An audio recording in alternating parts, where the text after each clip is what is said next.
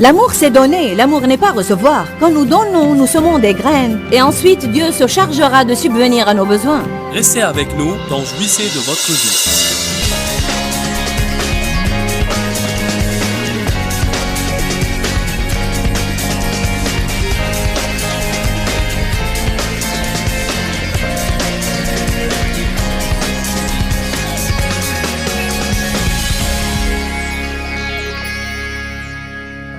L'amour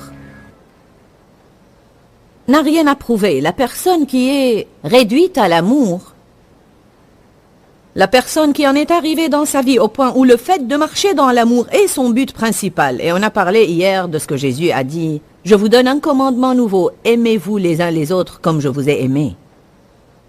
C'est une des plus importantes choses que nous devons étudier. Vous devez tous vous poser cette question. Combien de temps j'ai passé dans ma vie chrétienne à étudier et poursuivre un cheminement dans l'amour?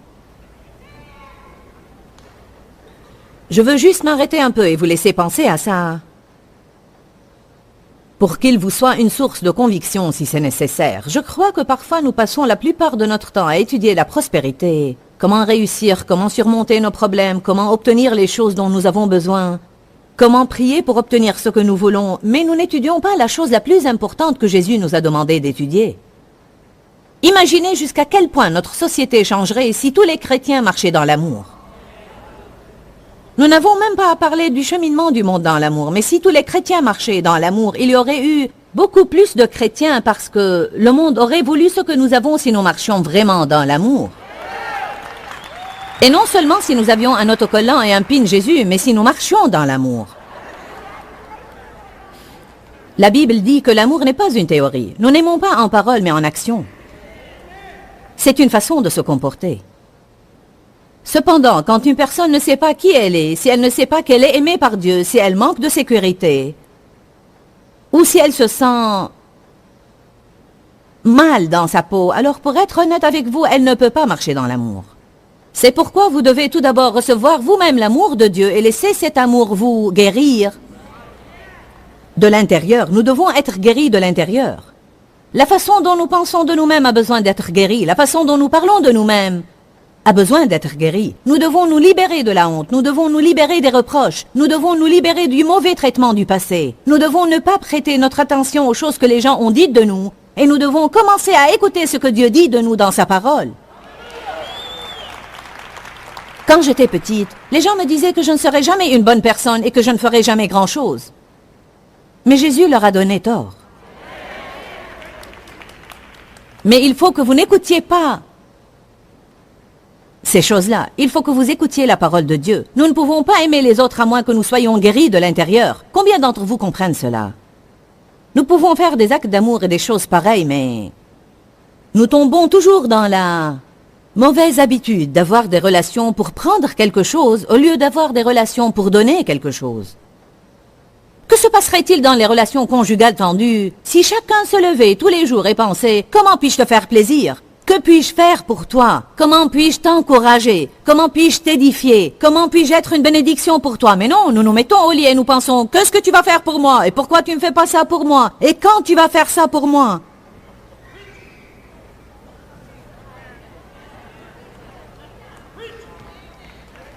L'amour c'est donner, l'amour n'est pas recevoir. Quand nous donnons, nous semons des graines. Et ensuite, Dieu se chargera de subvenir à nos besoins. Mais nous jouons ces jeux stupides. Puisque tu ne fais pas ça pour moi, je ne ferai pas ça pour toi. Puisque tu ne m'édifies pas, je ne t'édifierai pas. Puisque tu ne me fais pas des compliments, je ne te ferai pas des compliments. Puisque tu ne fais rien pour moi, je ne ferai rien pour toi. Quelqu'un doit commencer à faire rouler la balle dans la bonne direction. Vous savez, ça doit être qui? Le chrétien plus mature.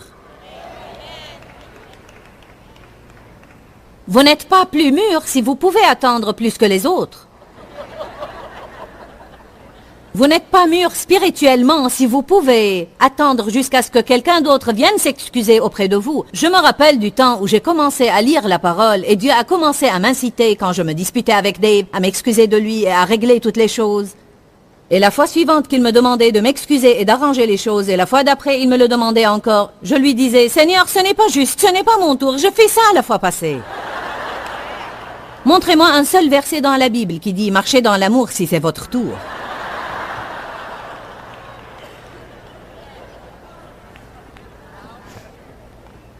Dale Carnegie, qui a écrit un livre sur comment gagner des amitiés,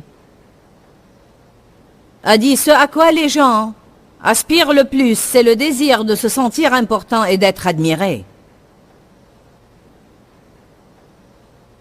Mais je crois que ceci provient et est généré par l'insécurité et du besoin de prouver que nous avons une valeur. J'ai vraiment besoin d'en arriver au point où je sais qui je suis en Christ de telle sorte que quoi que les gens disent de moi, leur jugement et leur critique ne me troublent pas, parce que je sais bien en mon fort intérieur que le Seigneur m'a tissé par ses propres mains dans le sein de ma mère et que chaque jour de ma vie est noté dans son livre avant que je n'apparaisse sur la planète Terre. Et aucun diable ne peut m'éloigner de la volonté de Dieu si je garde mes yeux sur Jésus. C'est ce que j'ai besoin de savoir. N'en avez-vous pas assez de fonder votre vie sur ce que les gens disent de vous?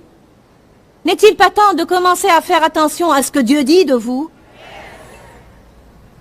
Il nous aime inconditionnellement. Ceci veut dire sans tenir compte de ce qu'on a fait dans le passé ou même des choses que nous faisons maintenant. Ceci ne veut pas dire qu'il apprécie tout ce que nous faisons, mais si j'ai une relation avec lui, alors il m'aime.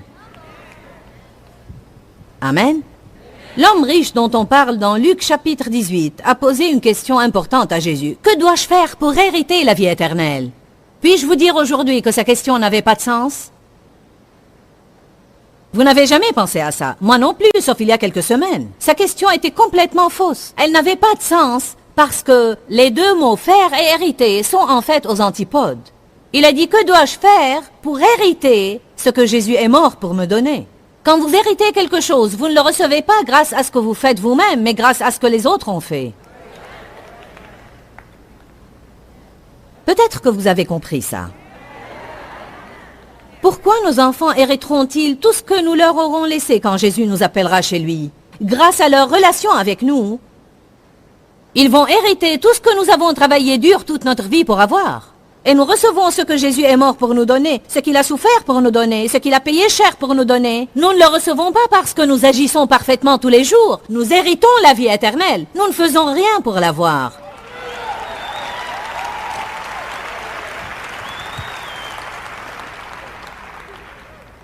Une personne qui a été réduite à l'amour n'a rien à prouver. Elle a reçu l'amour de Dieu. Elle a reçu aussi la justice de Dieu. Je suis une personne juste aujourd'hui, et il en est de même pour vous si vous êtes nés de nouveau. Ceci rend les pharisiens fous. Comment tu oses dire que tu es juste par Jésus? Tu dois proclamer que tu es un verbe en rien. Pourri jusqu'à l'os, qui ne fera jamais grand-chose. Pauvre. Car tous ont péché et sont privés de la gloire de Dieu, et nous péchons tous les jours. Mais je remercie le Seigneur de ne plus avoir la conscience d'un pécheur, mais j'ai la conscience de la justice. Mes péchés sont pardonnés tous les jours, et je sais qui je suis, et les mots-clés sont en Christ. En Christ. Je ne suis rien par moi-même. Si je vais dire qui je suis par moi-même, alors je dois parler de la façon dont la religion veut que je parle. Mais si je vais dire qui je suis à travers ma relation,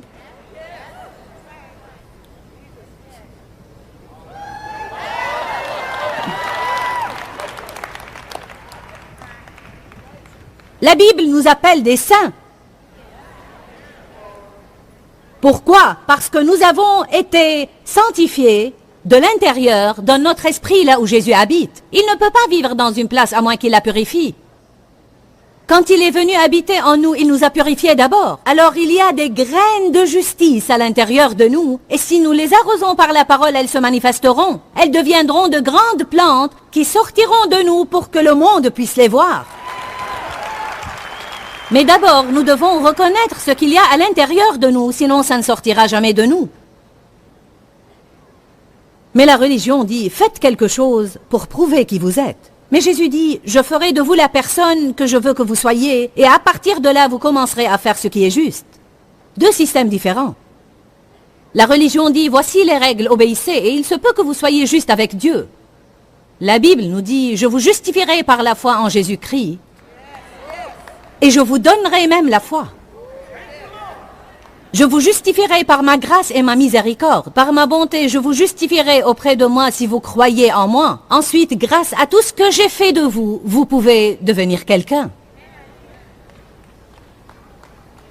Pensez à ça. Une personne qui n'a rien à prouver n'a pas besoin de se comparer aux autres, ni d'être en compétition avec quelqu'un. Et frères et sœurs, croyez-moi, c'est la liberté absolue. Je n'ai pas à comparer mon don de prêcher à celui de quelqu'un d'autre.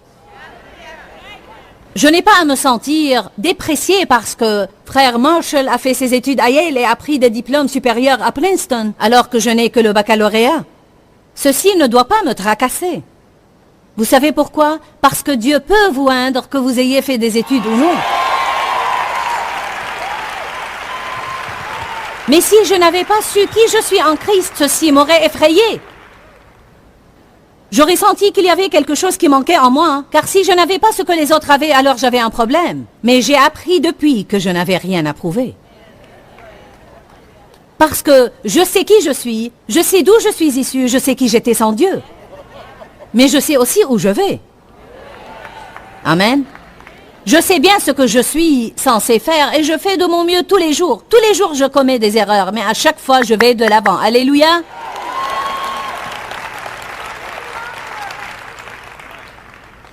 Je ne dois pas comparer. Je ne dois pas être en compétition et être comme vous parce que je sais qui je suis. Peu importe si vous semblez un peu mieux que moi, si vous avez plus d'argent que moi, si vous conduisez une voiture mieux que la mienne. Peu importe ce que vous avez, je ne dois pas me comparer à vous parce que je n'ai rien à prouver. Maintenant, je prêche cela, mais est-ce que je le vis toujours? Non. Mais j'ai besoin de ça aujourd'hui. Alors si vous ne le voulez pas, je vais le prêcher à moi-même.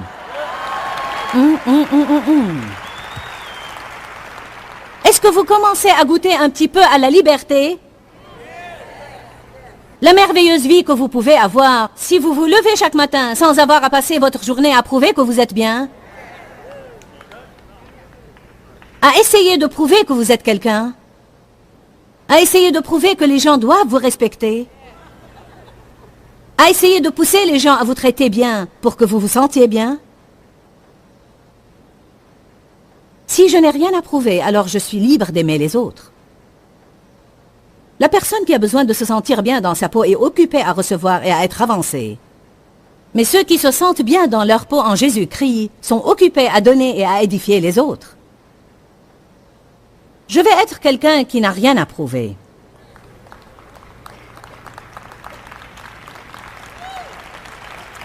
Une des premières choses qui arrivent quand vous êtes quelqu'un qui n'a rien à prouver, c'est que vous êtes libre d'aimer même vos ennemis. Et ceci est un ordre de Dieu. Pourquoi est-il important d'aimer ses ennemis? Parce que les gens qui nous blessent et nous maltraitent ont des problèmes.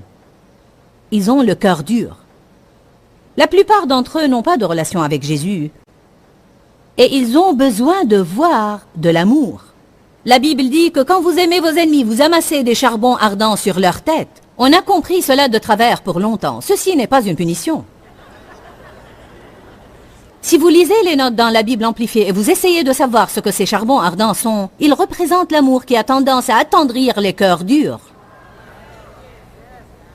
Je l'ai vu agir dans ma vie. Je peux prouver que si vous aimez quelqu'un pour une longue durée de temps, par obéissance et non pas pour obtenir quelque chose, et sans même vous attendre à obtenir quelque chose. Mais vous dites, je vais faire ce que Dieu veut, et peu importe ce que vous en pensez, mais je vais faire ce que Dieu m'a demandé, car je suis responsable devant lui. Et vous le faites assez longtemps. Vous verrez ce que 1 Corinthiens 13:8 dit, que l'amour ne périt jamais. Allez à Matthieu 5.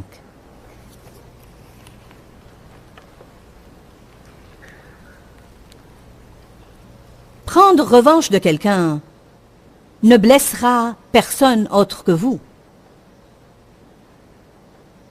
Si quelqu'un vous a maltraité et vous le traitez de la façon dont il vous a traité, alors vous vous abaissez à son niveau.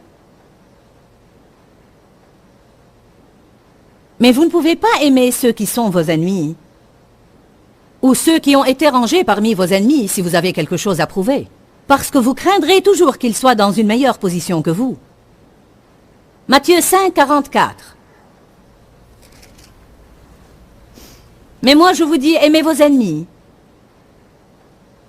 et priez pour ceux qui vous persécutent, afin que vous soyez fils de votre Père qui est dans les cieux. C'est merveilleux. Car il fait lever son soleil sur les méchants et sur les bons, et il fait pleuvoir sur les justes et sur les injustes. Si vous aimez ceux qui vous aiment, quelle récompense méritez-vous? Faites attention au mot récompense. Si vous aimez ceux qui vous aiment seulement, alors quelle récompense méritez-vous? Moi, personnellement, j'attends la récompense avec impatience. La Bible nous promet des récompenses. Les collecteurs d'impôts n'agissent-ils pas de même? À l'époque, les collecteurs d'impôts étaient les plus mauvais. Et si vous saluez seulement vos frères, que faites-vous d'extraordinaire? Les païens aussi n'agissent-ils pas de même? Alors il dit que si nous faisons seulement ce que les autres font, ceci ne montre pas que nous sommes croyants. Si je vous traite de la mauvaise façon comme vous me traitez, je ne vais pas montrer que j'ai une relation avec Dieu. Si quelqu'un dit des choses désagréables de moi et je le traite de même, ceci ne prouve pas que je suis chrétienne. Si quelqu'un m'a ignoré et je l'ai traité de même, ceci ne prouve pas que je suis chrétienne. Si je ne vous invite pas à ma fête car vous ne m'avez pas invité à la vôtre, ceci ne prouve pas que je suis chrétienne. Si je ne vous achète pas des cadeaux car vous ne m'avez pas acheté un cadeau pour mon anniversaire, ceci ne prouve pas que je suis chrétienne. Allez, disons des choses pratiques.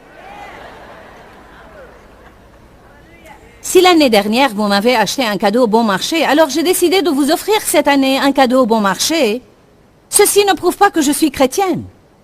Ce que j'ai à faire, c'est vous acheter un cadeau 2 fois plus cher, juste pour rendre le diable fou.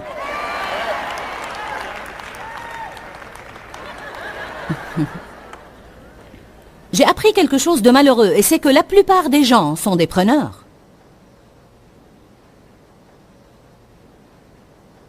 J'avais à prendre une décision de faire ce que Dieu veut, et peu importe ce que les gens font. Parce que je ne donne pas dans le but de recevoir, je donne parce que c'est ce que Dieu m'a demandé de faire. Ensuite, le Seigneur commence à vous donner une joie que vous ne pouvez pas recevoir autrement. Nous obtenons une récompense quand nous faisons ce qui est juste. 1 Samuel 24. Je crois que je profite maintenant des récompenses que j'ai reçues pour les choses que Dieu m'a donné la grâce de faire correctement dans le passé. J'ai été tellement blessé dans le passé, beaucoup de personnes m'ont déçu, beaucoup de chrétiens m'ont déçu. Les gens ont menti à mon propos, ont fait des commérages sur moi et m'ont trahi. Et je me risque à dire que personne ne peut arriver là où je suis arrivé sans passer par tout ça. Jésus a été trahi par Judas. Et je crois que si souvent nous passons par les choses par lesquelles il est passé. Il était un précurseur. Mais la plupart des gens qui vont faire quelque chose pour Dieu seront à un certain moment trahis par un ami intime.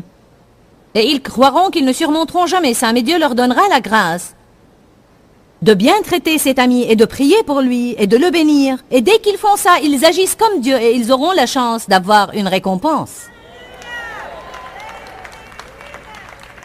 Les chrétiens perdent du terrain à cause de l'amertume, du ressentiment et du non-pardon. Nous donnons plus d'accès au diable à travers ces problèmes qu'à travers n'importe quoi d'autre. Mais Seigneur, c'est difficile! Non, ce n'est pas difficile, c'est plutôt impossible. Alors n'essayez pas de le faire vous-même. J'ai appris maintenant que quand quelqu'un me blesse et je peux ressentir cette souffrance en mon fort intérieur et je me sens en train de bâtir un mur de séparation entre lui et moi et que je suis en train de reculer et de m'isoler et je sais que ce n'est pas ce que Dieu veut que je fasse. Je sais bien que le Seigneur veut que je lui parle, que je l'aide et que je lui fasse du bien. Je ne vous dis pas de permettre aux gens de vous maltraiter, mais je parle des choses que nous confrontons tous les jours. Il m'arrivait des fois d'entrer dans mon bureau, de fermer la porte, de me mettre à genoux et de dire « Je ne quitterai pas cette chambre à moins que tu me donnes la grâce de marcher dans l'amour avec cette personne. » Je refuse d'être odieuse. Je refuse d'être méchante. Je refuse d'agir comme les incrédules. Mais Seigneur, je ne peux pas faire ça si tu ne me donnes pas la grâce de le faire. La grande erreur que nous commettons, c'est que nous lisons ce que la Bible dit et puis nous essayons. Que puis-je faire? C'est vrai que la Bible nous dit de faire un effort, mais ce doit être un effort en Christ. Ça ne peut pas être un effort dans la chair. Oui, je ne reçois pas la grâce de Dieu vainement. Même quand il me donne sa grâce, il y a toujours des pas de foi que je dois faire. Mais si j'essaye de faire ces pas sans sa grâce, je ne réussirai sûrement pas. La prière libère la puissance de Dieu dans votre vie. N'essayez pas de faire les choses sans prier. J'ai dit, la prière libère la puissance de Dieu dans notre vie. N'essayez pas de faire des choses sans prier. Ne supposez pas prier. La Bible dit que la prière fervente du juste libère une grande puissance et a une grande efficacité. Quand vous priez, la puissance de Dieu devient agissante. Seigneur, je ne peux pas aimer cette personne qui m'a blessé. Ceci est impossible pour moi, mais je crois que tu es ma victoire. Pour cela, échange ma vie ancienne contre ta nouvelle vie. Je vais me tenir là, Seigneur, et je vais compter sur toi pour les aimer à travers moi. Je ne peux pas faire ça, mais Jésus peut le faire. Amen. Même les petites choses, parfois, même si ça fait longtemps que nous marchons, Dave et moi, avec Dieu, nous sommes toujours des êtres humains et nous nous disputons parfois. Et nous avons à appliquer ces mêmes principes que nous enseignons aux gens, et tout être humain aura à faire ça tant qu'il est dans cette chair. Charlie et Gilles sont de merveilleux conducteurs de louanges, mais je vous assure qu'il leur arrive de se disputer parfois. Vous ne vous disputez pas, non? Béni soit Dieu, imposez vos mains sur moi.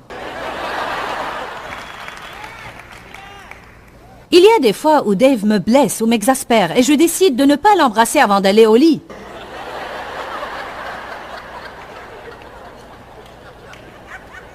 Et il y a des fois où je dois dire « Bon Seigneur, je vais obéir à ta parole et je vais mettre mes lèvres sur sa joue. »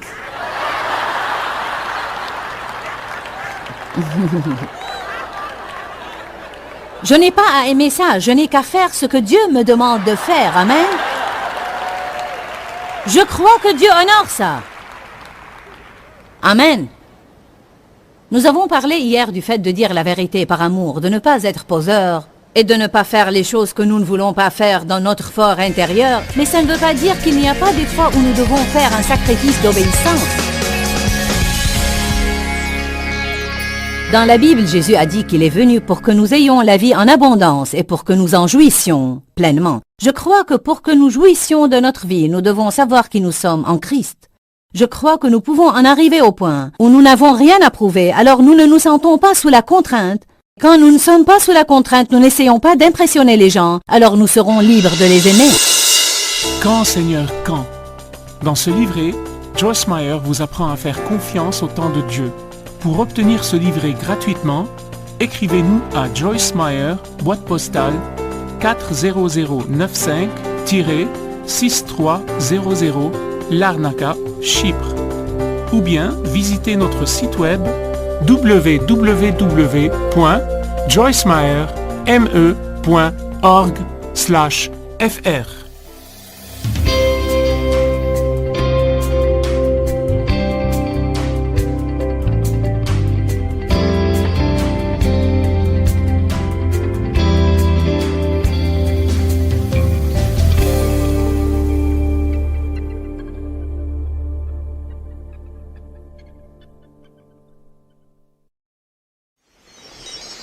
On est libre quand on n'a rien à prouver. Seuls les gens qui n'ont rien à prouver peuvent être de vrais serviteurs. Restez avec nous dans Jouissez de votre vie.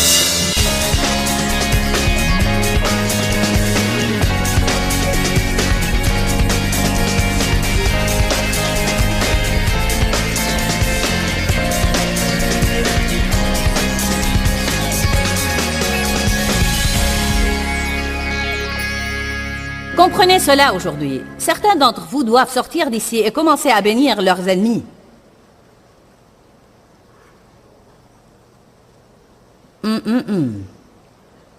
Ensuite, Dieu vous fera régner sur le domaine dans lequel vous vivez.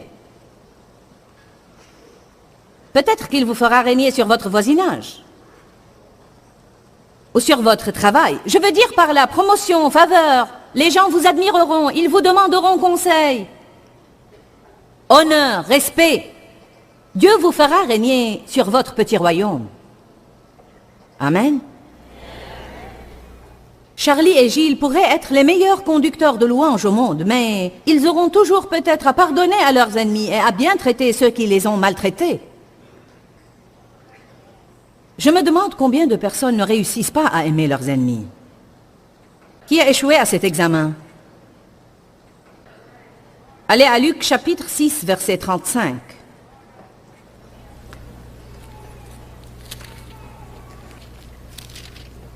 Mais aimez vos ennemis. Soyez gentils avec eux, faites-leur du bien et rendez leur service. Faites-leur des faveurs pour que quelqu'un en profite et donnez et prêtez sans rien attendre de retour. Quand vous faites du bien aux gens, que ce ne soit pas dans le but d'avoir quelque chose en retour.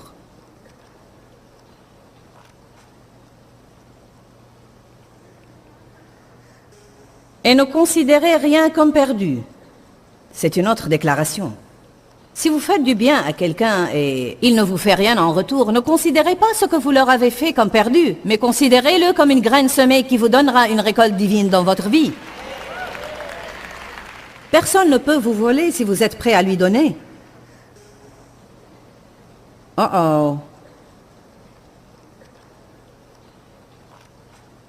Et ne considérez rien comme perdu ou désespérant, et votre récompense sera grande, intense et abondante. Et vous serez les fils du Très-Haut, parce qu'il est lui-même charitable, aimant et bon pour les ingrats, les égoïstes et les méchants. Alors votre récompense sera grande et abondante. Le Seigneur a révélé quelque chose de très important à mon mari il y a quelques années. Il a dit, tu sais Dave, personne ne peut vraiment te voler, parce que même si j'ai à lui ôter ce qu'il t'a volé et le faire passer à travers 1000 personnes, je te le rendrai en fin de compte. Vous croyez, quand les gens vous volent, qu'ils ont eux-mêmes profité et que vous avez perdu, mais ils auront affaire à Dieu. Dieu leur ôtera ce qu'ils ont volé. Vous ne pouvez jamais avoir quelque chose malhonnêtement et le garder. Il fera toujours venir sur vous une malédiction.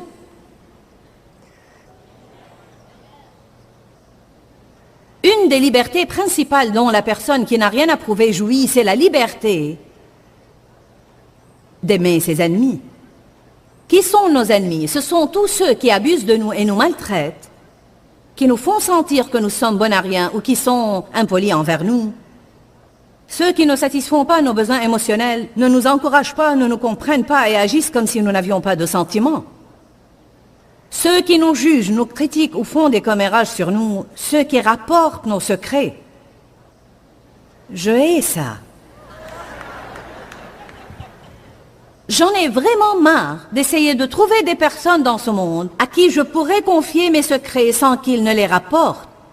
Je veux être entouré de personnes qui soient tellement loyaux que je ne serai pas dans l'obligation de leur dire « ne dites ça à personne ». C'est quelque chose qu'on devrait savoir. On ne rapporte pas les histoires des autres. Les profiteurs, les dominateurs et les manipulateurs sont nos ennemis, ceux qui prennent de nous et ne nous donnent rien en retour. Mais rappelez-vous que quand je sais que je n'ai rien à prouver, je peux aimer tout le monde sans me soucier de ce que je vais avoir en retour. Quand nous donnons par amour à ceux qui sont considérés comme nos ennemis, ceux qui ne sont pas prêts à nous donner, Dieu nous récompensera. Rappelez-vous que j'ai dit hier, nous passerons dans des périodes où nous aurons à traiter les gens bien pendant longtemps avant qu'ils ne commencent à bien nous traiter, et où nous aurons à faire ce qui est juste pendant longtemps avant de commencer à récolter ce qui est juste. Pour moi, c'est un des secrets de la vie du royaume de Dieu. Nous n'allons pas faire ce qui est juste une fois et obtenir des résultats glorieux. Vos finances ne vont pas changer radicalement pour avoir donné une seule dîme ou une seule offrande. Vous serez mis à l'épreuve, vous aurez à donner encore et encore et encore et encore et encore. Et écoutez le diable vous crier à l'oreille, ça ne marche pas, c'est stupide, ça ne vous mènera nulle part. Vous devez lui dire, tais-toi, je vais faire ça jusqu'à ce que Jésus revienne. C'est à ce moment-là que vous commencez à obtenir des résultats, quand vous vous calmez et vous dites, peu importe si j'obtiens des résultats. En fait, je ne fais pas ça pour obtenir des résultats, je le fais pour obéir à la parole de Dieu, et je le fais pour honorer Dieu, et je crois que je vais obtenir des résultats, et je vous dis que même si ça n'arrive pas, je ne vais pas renoncer. Bonne déclaration. Nous faisons trop pour avoir quelque chose en retour, et pas suffisamment tout simplement parce que c'est juste. Je dois répéter cela. Nous faisons trop de choses juste pour avoir quelque chose en retour, et pas suffisamment parce que c'est juste.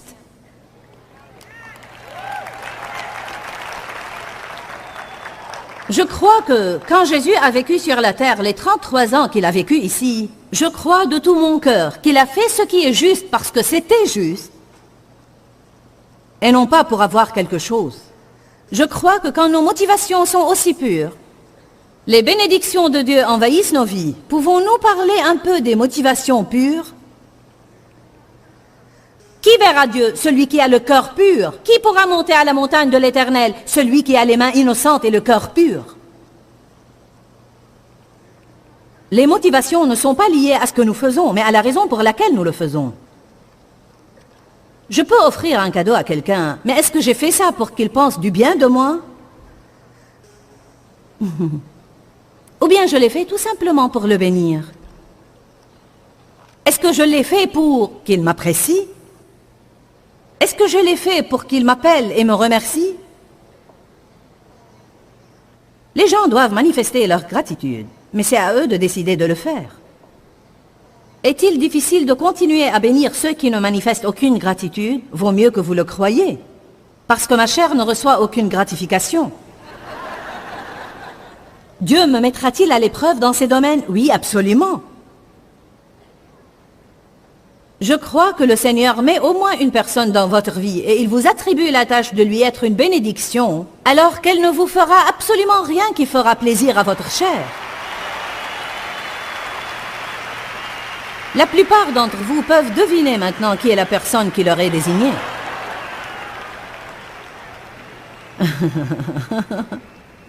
Ouh, alléluia! Combien de fois, en fait, je savais qui m'était désigné, et combien de fois j'ai pensé et dit, ça suffit, c'est la dernière fois. Tu m'as humilié assez longtemps. Tu m'as ignoré assez longtemps. Tu n'avais qu'à m'envoyer une petite carte de remerciement ou à me passer un coup de fil et me remercier. Et après que je me calme... Oui. Je ne t'achèterai rien pour ton anniversaire l'année prochaine. Et juste avant son anniversaire, Dieu intervient. Mais après un certain moment, quand vous vous rendez compte de ce qui arrive, ça devient amusant. Et c'est comme, ne me remerciez pas, car vous pourrez arrêter mon développement spirituel.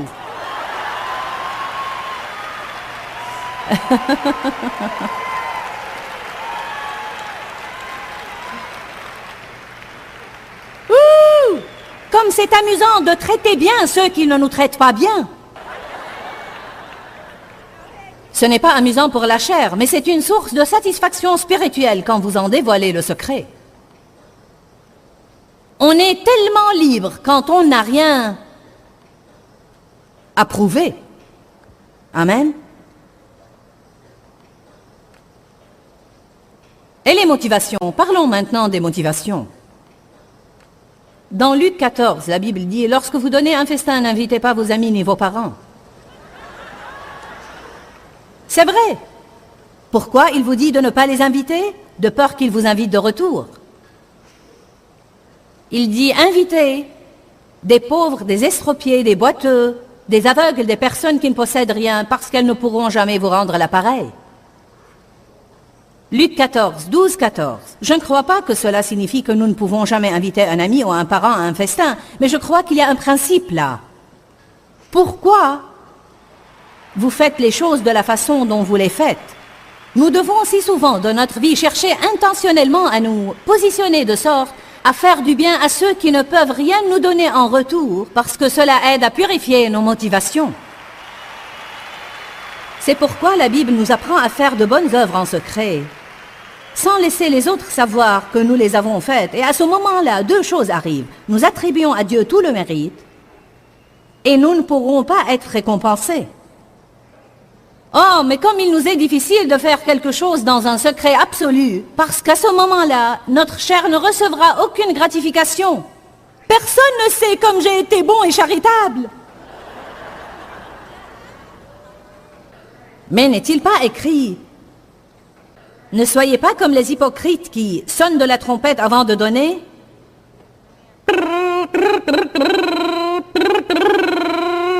Regardez-moi, je vais être généreux.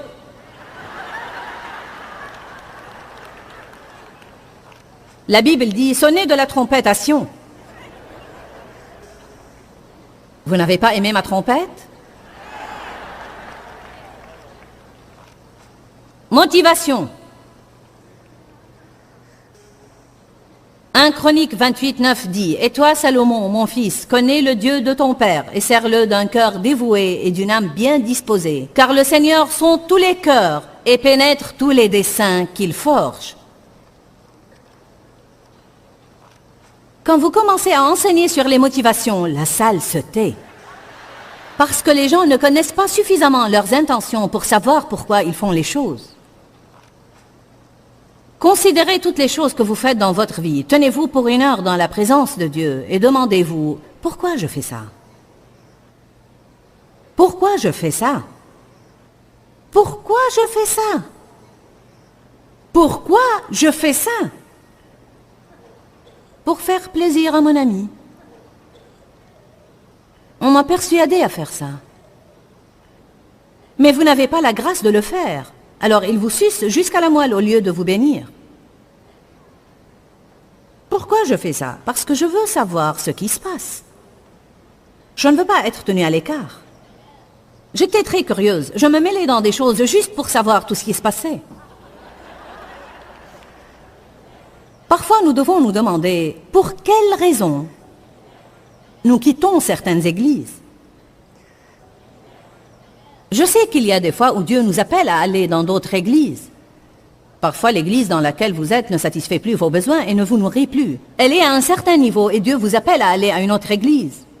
Mais je ne crois pas que Dieu appelle les gens à changer d'église tous les quelques mois ou toutes les 2 années. Souvent, les gens quittent l'église parce qu'ils ont été blessés. Ils ne quittent pas à la demande du Seigneur, mais parce que leur chair n'est plus satisfaite. Ils sont engagés dans un ministère qui ne leur assure pas toute l'appréciation qu'ils veulent.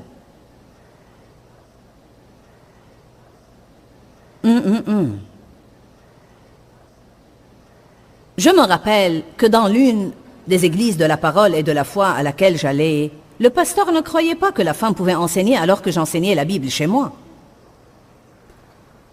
J'étais vraiment agressive. Je sortais avec les femmes les samedis et au cours de la semaine et on distribuait des traités et on mettait vers 10 000 traités sur les voitures à Saint-Louis. Et il m'a dit que j'aurais dû me présenter aux membres du conseil de l'église pour avoir leur permission. Je ne savais pas qu'on devait demander la permission de distribuer des traités. Un jour, en sortant de l'église, il a dit à mon mari: « Tu sais, frère, c'est toi qui es censé enseigner la Bible chez vous et non pas ta femme. » Alors, nous sommes rentrés chez nous et Dave a commencé à enseigner la Bible alors que j'essayais de me taire. Et vous voyez que ça n'a pas marché.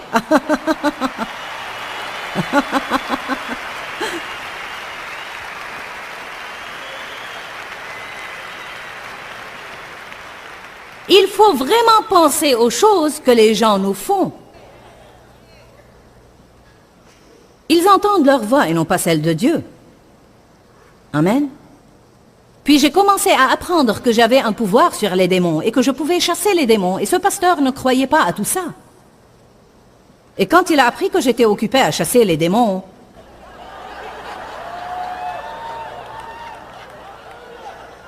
tout d'un coup, toutes les études bibliques figuraient dans le bulletin de dimanche matin.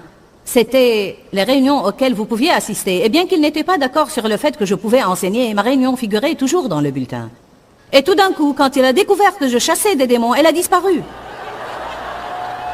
Et c'était comme s'il disait ouvertement: « Je n'accepte pas ce qu'ils font. N'allez pas là-bas. Vous ne savez pas, après que toutes ces choses ont eu lieu, combien je voulais vraiment aller à une autre église.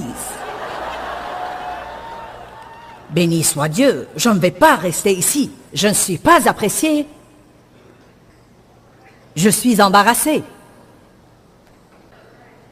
Je remercie Dieu de nous avoir mis à cœur, même en ce temps-là où nous ne connaissions pas bien la parole, que nous ne pouvions pas quitter l'Église, alors que nous nous débattions dans nos cœurs. Parce que comme nous avons quitté, nous allons entrer la prochaine Église. Vous feriez mieux de rester et d'aimer vos ennemis et d'attendre que Dieu vous libère. Et le moment est venu où Dieu nous a libérés en disant « Il est temps que vous partiez d'ici ». L'Église était morte en ce temps-là, mais elle n'existe plus maintenant. Elle avait un grand potentiel. En fait, les meilleurs dirigeants dans l'Église aujourd'hui étaient dans cette Église en ce temps-là. Et ça me fait de la peine de penser à ce qui aurait pu arriver là-bas. Mais parce que le pasteur voulait dominer au lieu de guider, il y a une différence entre le fait de guider les gens et celui de les manipuler et de contrôler leur vie. Amen. Mais je voulais vraiment partir, quitter cette église. Ça ne faisait pas partie de mon message aujourd'hui, mais je crois que certains d'entre vous ont vraiment besoin de ça. Peut-être que vous voulez quitter votre église ou que vous l'avez déjà fait. Peut-être que tout simplement vous ferez mieux de vous calmer et d'aimer les gens tels qu'ils sont et de voir ce que Dieu va vous dire. Laissez vos émotions se calmer, ensuite décidez. C'est une bonne déclaration. Laissez vos émotions se calmer et ensuite décidez. Et si c'est nécessaire, ravalez votre fierté, revenez à l'église que vous avez quittée d'une mauvaise façon et dites au pasteur, j'ai quitté cette église avec une mauvaise attitude et je veux que tu me pardonnes. Eh bien, je ne peux pas faire ça. Si vous pouvez, si vous voulez remporter la victoire dans votre vie, humiliez-vous et Dieu vous aidera.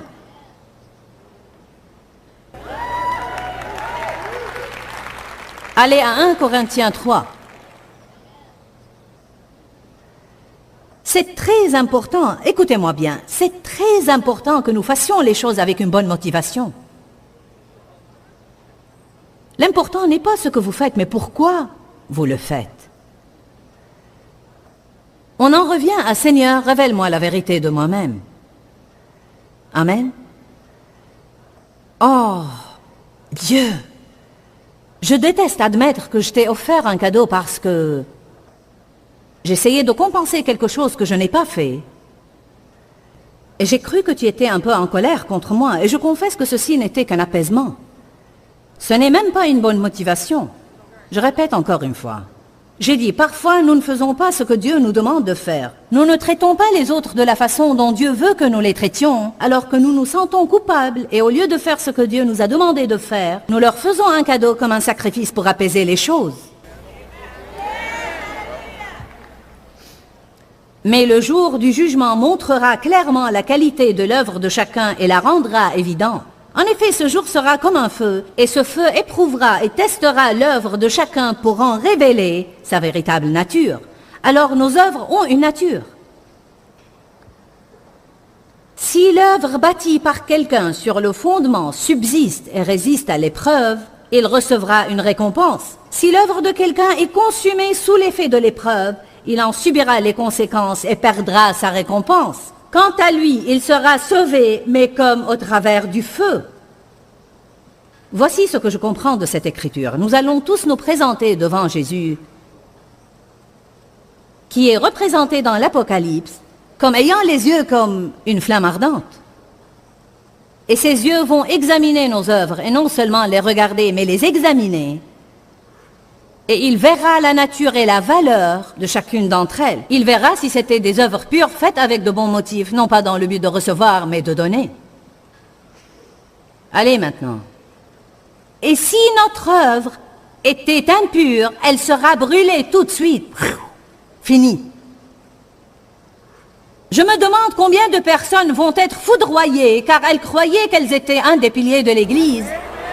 Elles ont passé toute leur vie à faire de bonnes œuvres avec une attitude pharisaïque en jugeant les autres. Mais quand elles passeront devant les yeux en flammes, même si elles vont entrer discrètement à travers la porte de derrière du ciel, elles n'auront aucune œuvre de valeur parce qu'elles ont été toutes brûlées.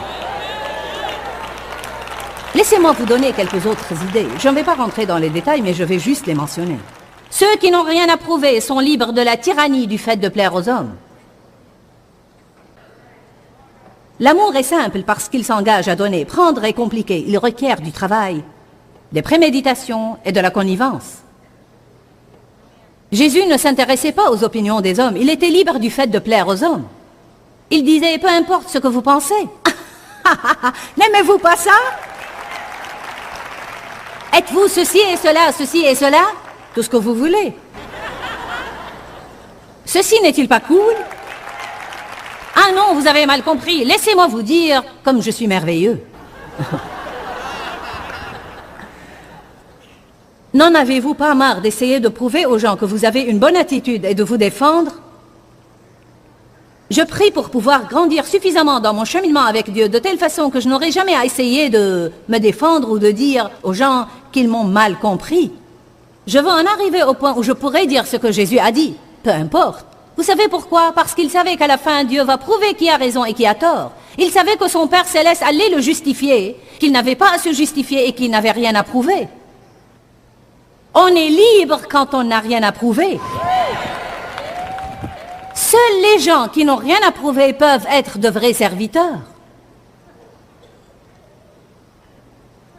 Jésus n'avait rien à prouver. C'est pourquoi il a ôté ses vêtements, il a pris un linge et il s'est mis à laver les pieds sales de ses disciples. Il n'avait rien à prouver. Il n'avait pas à essayer de prouver qui il était. Jean 13 dit que Jésus, qui savait qu'il était venu de Dieu et qu'il s'en allait à lui, a ôté ses vêtements, a pris un linge et a lavé les pieds de ses disciples. On ne peut pas faire ça à moins qu'on sache qui on est. Car on ne peut pas faire ce que le monde considère comme des œuvres basses, et si on les fait, on va se sentir mal dans notre peau. J'ai besoin d'une gouvernante. Je ne peux pas faire ce que je fais sans une bonne gouvernante. Ma gouvernante est extrêmement importante pour moi. Cependant, j'avais des gouvernantes dans le passé, et invariablement. Et notre gouvernante maintenant n'est pas comme ça, bien qu'elle l'était un peu au début, mais nous l'avons aidée à surmonter certaines choses. Les femmes viennent et elles sentent qu'elles sont en train de faire un travail modeste et sans valeur. Je suis juste une gouvernante. Je suis juste une maman. Peut-être que tu élèves un Billy Graham.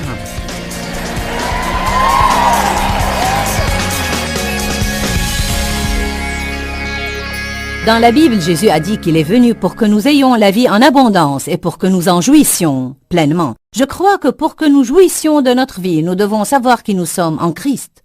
Je crois que nous pouvons en arriver au point où nous n'avons rien à prouver, alors nous ne nous sentons pas sous la contrainte. Et quand nous ne sommes pas sous la contrainte, nous n'essayons pas d'impressionner les gens, alors nous serons libres de les aimer. Quand, Seigneur, quand? Dans ce livret, Joyce Meyer vous apprend à faire confiance au temps de Dieu. Pour obtenir ce livret gratuitement, écrivez-nous à Joyce Meyer, boîte postale 40095-6300, Larnaca, Chypre. Ou bien visitez notre site web www.joycemeyerme.org/fr.